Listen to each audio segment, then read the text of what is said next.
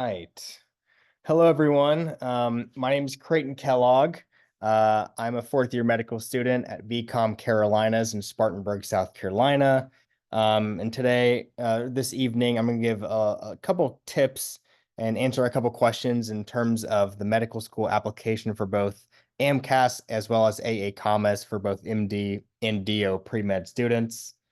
So this part of the seminar is recorded. But if you want any more information from me, just please reach out to me at acceptedtogether.com. You can search my name, Creighton Kellogg, to find me, and then you can DM me on that website as well. And then we can kind of talk from there, and then I can recommend you certain packages, and I will be advertising those at the end as well. So just briefly, a little bit about me. Grew up on the coast of Georgia in St. Simon's Island. I attended Clemson University, where I majored in biological sciences, where I received my bachelor's. Kind of always knew that I was pre-med at first. So at Clemson, I joined all the pre-med clubs, and I knew I was passionate about going into medical school. But surprisingly enough, the first time I applied, I didn't get in. So actually, ended up completing my master's degree in medical sciences at the Medical University of South Carolina. That's in Charleston, South Carolina. That was basically a one-year post-bac program where I was able to graduate with a high enough GPA that allowed me to get accepted to VCOM Carolinas, where I'm currently in medical school. And like I said previously, I'm a fourth-year student, so I'm graduating here in 10 days, so almost have my DO degree. And then back in March, I matched into an internal medicine residency position at Charlotte. My hospital is called Atrium Health, also known as Carolinas Medical Center. It's kind of the big premier hospital in downtown Charlotte. Bunch of residency programs and fellowship programs there. So really excited to be there, training for the next 3 years, and hoping to go into gastroenterology eventually as well. So wanted to give you guys a couple tips about the application in general. I know you guys probably have received a lot of tips, and there's a lot of stuff online about the personal statement as well as letters of rec. But I kind of wanted to focus a lot of my talk on the experiences and the activities section. I forget the official titles in both the AMCAS application as well as the AACOMAS application. I think one's called the work and experiences application. But I think this is kind of the bread and butter of the application entirely. Like I said, I'm a fourth year medical student, so I just got through residency applications. And I really think that the bread and butter of our application are the experiences that we have done. For residency, everything that we did in medical school, all the experiences and activities, I feel like speak to a lot as you as a person. And then when you're applying to medical school, I think the same thing applies with the type of experiences and activities you did while you were in college, as well as the years after college, if you are a non-traditional student, or if you did some unique things even in your later years of high school that you can sometimes add to your application. Um, I really think that's really the most important part of the application. Personally, if I was on the admissions council, I would obviously read through the letters of rec and read through the personal statement and make sure they have, a good mindset going into medical school and a good reason why they're applying. But I would spend most of my time, looking into the experiences and activities. What did you do as a pre-medical student? What opened the doors to you to medicine? And what kind of experiences do you have? Have you stepped foot in a hospital? Have you stepped foot in a doctor's office? Do you know what you're getting yourself into? So I really think being able to share your experiences and activities in a good way kind of overemphasizes a lot of the other parts of the application. So mainly my main tip is, you want to have, unique experiences on your application, and that can come in a variety of ways. Um, and you want to find, basically your 2 to 3 unique experiences, and you want to emphasize those as much as possible. And I know each application basically has a text box, with around 600, 700 words is the max. And you really want to emphasize, why was this the most meaningful to you, and also why you're listing it.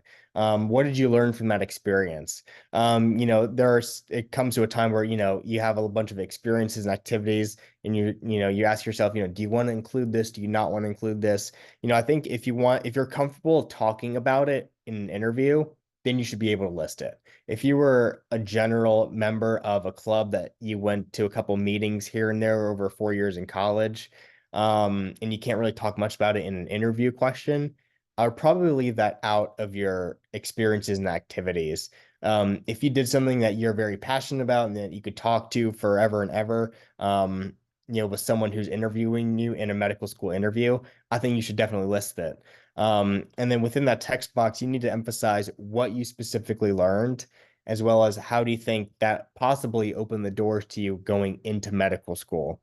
And I know the AMCAS application for the MD applicants, you usually have a meaningful section. That's where you want to include that. In that extra 300-ish words. I think that was the limit.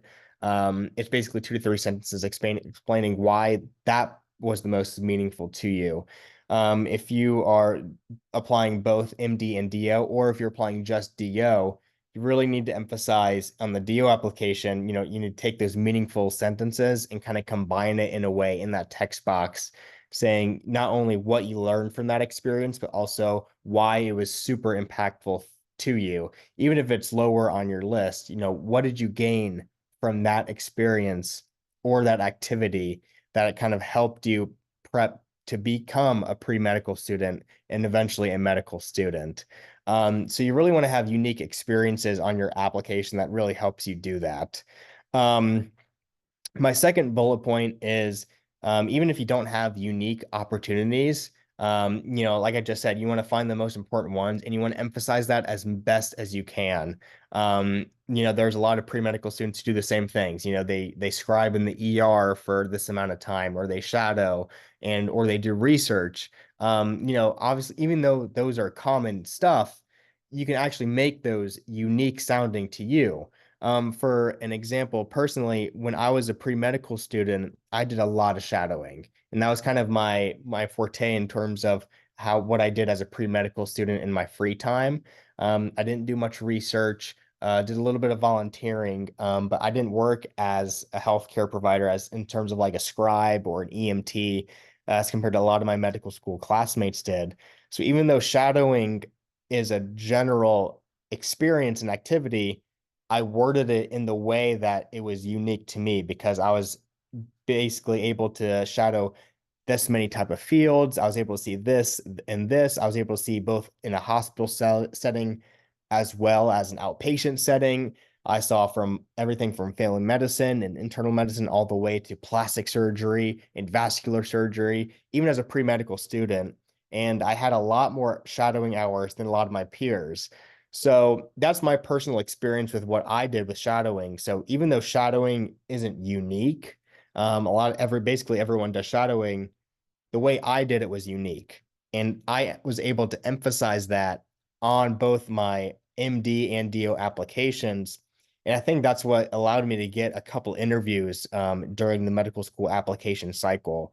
So, basically to generalize the point I just said, even if you don't have unique opportunities, take something that you did and it can be unique in terms of what you accomplished in the end, or it can be unique in the terms of amount of time you spent doing it. I know a lot of pre-medical students do research. If you spend, years doing research after college, have a couple of publications, then you want to emphasize that as well as what you learned from doing that on your application. And you can say it in a unique way that basically compares you to others. Um, so you really want to make yourself stand out by making yourself sound unique in terms of the experiences and activities section, because I really think a lot of the medical school admissions people gravitate towards this section of the application, and they spend a lot of times reading through what you did in your free time as a pre-medical student in college, as well as if you had a couple gap years, what did you do outside of your schoolwork? And then just one note on the bottom. I know there's a lot of debate in terms of, how many experiences you need to put. For AMCAS, I know there's 15 is the limit. You don't need to use all 15 experiences because you don't want your 14th and 15th experience sounding lackluster. I would rather have you put 10 to 12 experiences that you can share a lot about rather than just putting 15 experiences in your last five, not sounding the best, not putting your best foot forward, and not being able to share what you learned and stuff like that. So I really think you need to emphasize your first couple experiences and then kind of the middle ones, be able to share what you learned and kind of why that drove you towards applying to medical school. Um, so that is really what I wanted to emphasize in this talk, kind of the experiences in the activity section. Make yourself sound unique. Don't be overly wordy. And then kind of put your best foot forward in terms of showing what you learned in that little text box as well. And I'm going to share in the end how I can help you with that further along on the website. Next, I want to talk about the personal statement. A couple of tips with this. I know you guys know how important this is, and I can provide help with the personal statement a lot as well. But simply put, you want to explain the best to your ability. Why do you want to go into medicine, and not just medicine? Why do you want to become a physician? A lot of people want to go into medicine, but they want to go into nursing, or they want to become a PA, or they want to go into physical therapy, occupational therapy, pharmacy, dentistry. There's a lot to medicine, but not everyone wants to be a physician. So you need to explain yourself not only why you want to go into medicine, but also why you want to become a physician and why you want to go to medical school as well as the medical training beyond that as well. So you want to take basically a couple experiences or a couple reasons, not too many, maybe two or three, or if you have one great experiences, you can emphasize that wholly. Um, but you want to use that as your main one and say, this is what I learned during this experience. This is why I want to go into medical school, and that also helps you stand out and make yourself unique as well. And you want to make yourself sound unique as possible, but again, you don't want to use too much crazy jargon, I like to call it, within these personal statements. I've read a lot where they're trying to increase their vocabulary, trying to make themselves sound smarter. But at the end of the day, when you read that at the end, especially from someone else's point of view, it kind of sounds jumbled. It kind of doesn't really flow really nicely. So you really want to have kind of a nice, clean personal statement. It will get to a point where you've read this personal statement and edited it so many times, you're kind of sick of reading it. And that's honestly a good thing because you want to put a lot of work into this statement. Um, and a great tip, I really want to emphasize is you want to avoid grammar mistakes. A lot of the online stuff that can help you correct grammar, doesn't really do a good job. I know Microsoft Word misses on comma splices all the time. And I've read a lot of personal statements, especially from my medical school classmates when I was helping edit personal statements for residency applications. There were just a lot of grammar mistakes that Microsoft Word was not picking up, from comma splices to incorrect punctuation. And you want to limit these as much as possible because you can have a great personal statement, but if it's littered with grammar mistakes, they're going to look down upon you, and that's going to be a red flag on your application. So you really, really need to avoid grammar mistakes. And I consider myself a grammar police. So that's why I want to give myself a lot of time when I'm editing your personal statements. And I'll talk about my package later, but personal statements really need to be crisp. They need to be clean. They need to put the reason why you want to go into medical school first. But you don't want to be overly wordy. You don't want to have the reader kind of lose eyesight in terms of that as well. And even if you don't want my help with that, at least get several eyes on your personal statement. Have them read it, make sure there's no grammar mistakes, and make sure it flows smoothly. And you can have people outside of medicine read it, as well as people inside of medicine, other medical students, other pre-med students, physicians that you know very well. have them read your personal statement and have them correct it, have them fix it, and get their honest feedback, because the more eyes you have on it, the better polished it is. Um, and my last point, you do want to spend a lot of time writing it, reading over it, and editing as such. And like I just said, you want to spend it to it as many people as you want to review it. But you want to spend, like I said, most of your time on the experiences and the activities section. I think this is kind of the bread and butter of the application, at least from my personal experience. Next, for letters of recommendation, I just want to give a couple of tips on this. I know we don't have a lot of control in terms of what is said in the letters of rec because we have to waive our rights to reading these.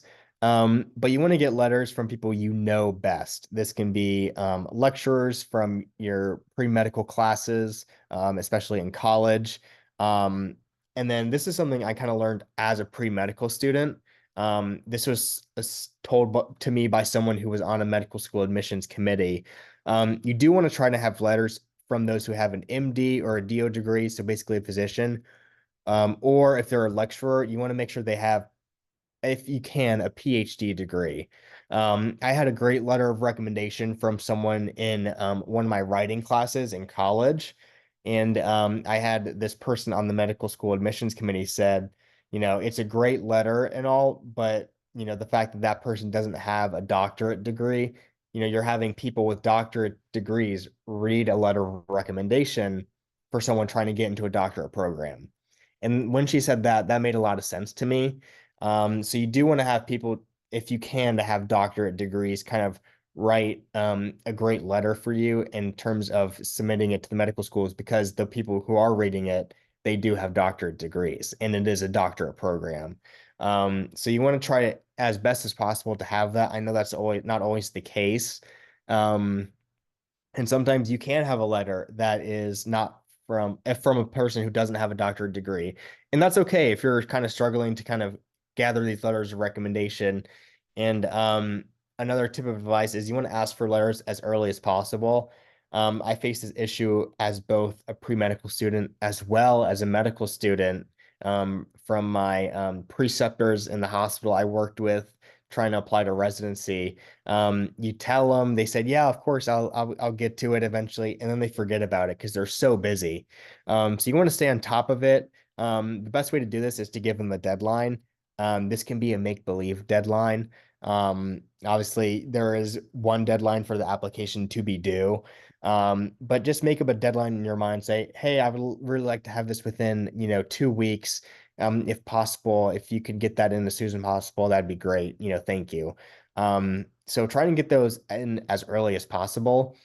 Um, because once they're in and they're locked in, you don't have to worry about it at all. The last thing you want to do is having a week before the application is due and you're missing 2 to 3 letters of rec. And you don't want to scramble with that.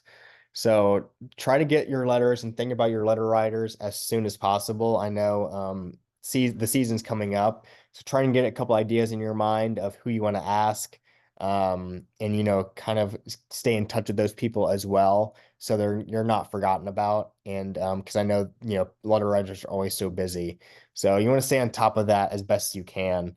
And then for DO applicants, more specifically, just real quick, if you can, try and get a letter from a DO. This is something that helped me eventually. I struggled with it in the first, part of my application cycle. Then I was able to get a DO letter, and that actually helped me get over the hump into medical school. So, if you can, try and get a DO letter. And for those who are applying to MD as well, if you have a great DO letter, that works perfectly fine as well. The DO school, sometimes they have a requirement. Back when I was applying to medical school, they had that requirement. So I had to get a DO letter, but I'm not sure if they have that requirement yet, or still, I should say. But if they don't, and you can get a DO letter, that'd be great. But if not, if you don't know any DOs at all, don't worry about it. But it's just something that you can try to do as well, especially with this the given amount of time before applications go live. So a couple more general tips.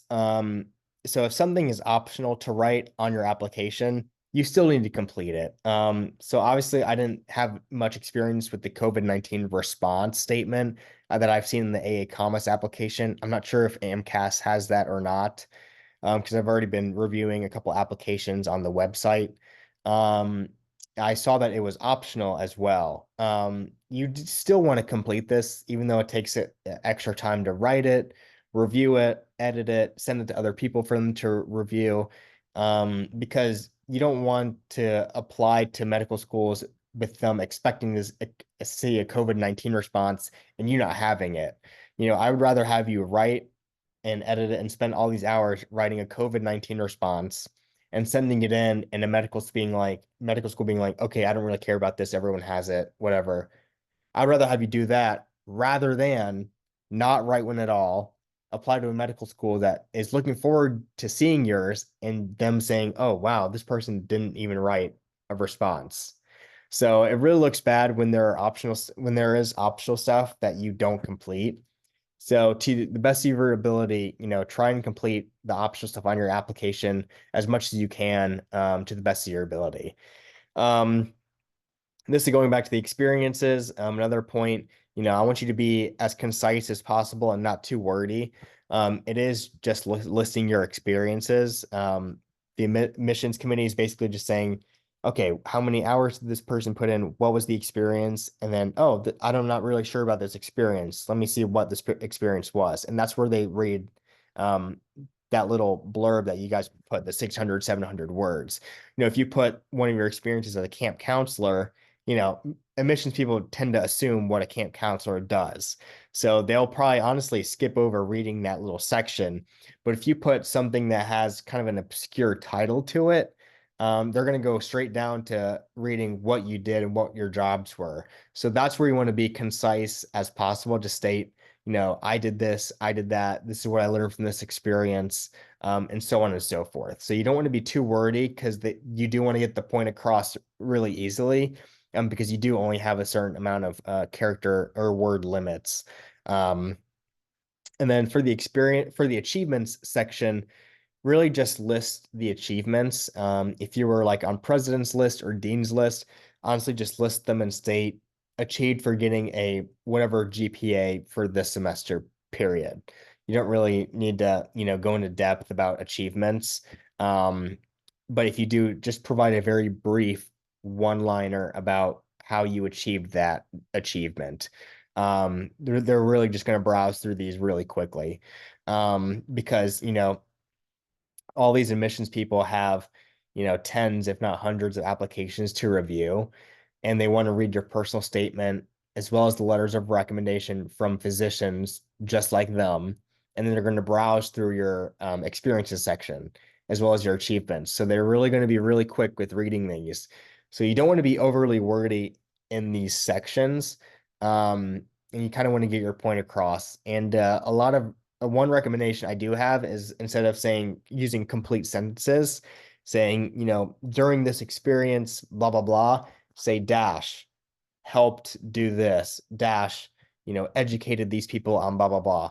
You can use dashes in your experiences and work activities section rather than full sentences. Sometimes it's easier to read, especially if you start with a dash and then a verb in the past tense, or if you're currently doing it now in the present tense, and then stating what you did really quickly.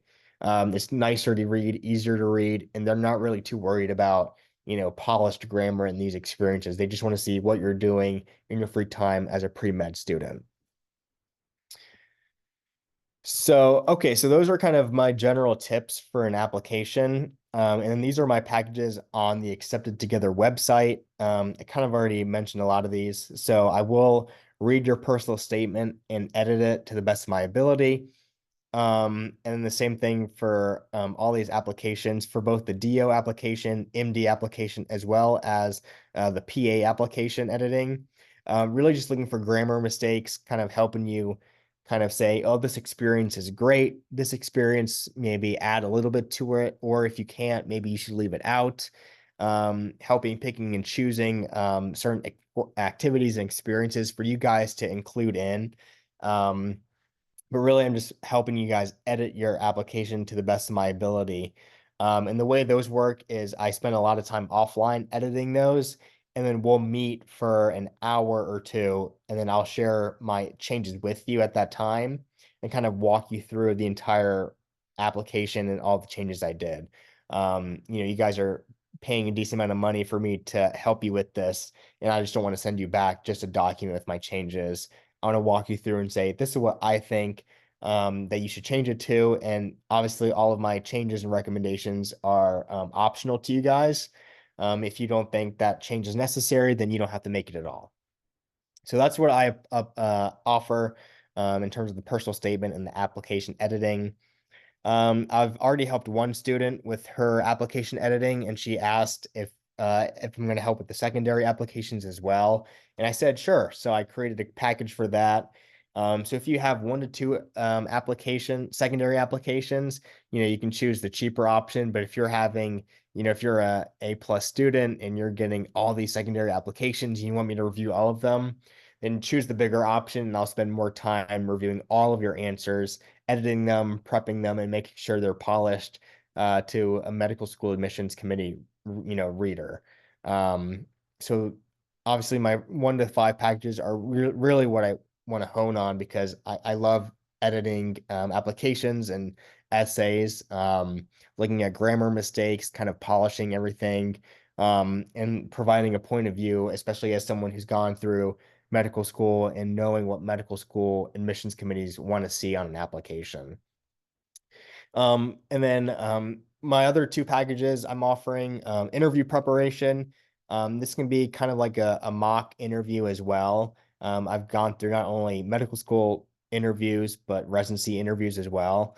So I can help give tips on how to do that, whether that is virtual interviews or in-person interviews. I've done both. So I can help a lot with the interview process. I did 14 residency interviews this past year. So still kind of fresh in the interview game, and I have a lot of tips to share. So I would love to help you guys with interviews as well. And then, like I said, I can go more into tips on obtaining letters of rec if you're really struggling. That is something I can help with as well. All right, so it's time for the Q&A. Before we do that, let me finish the recording.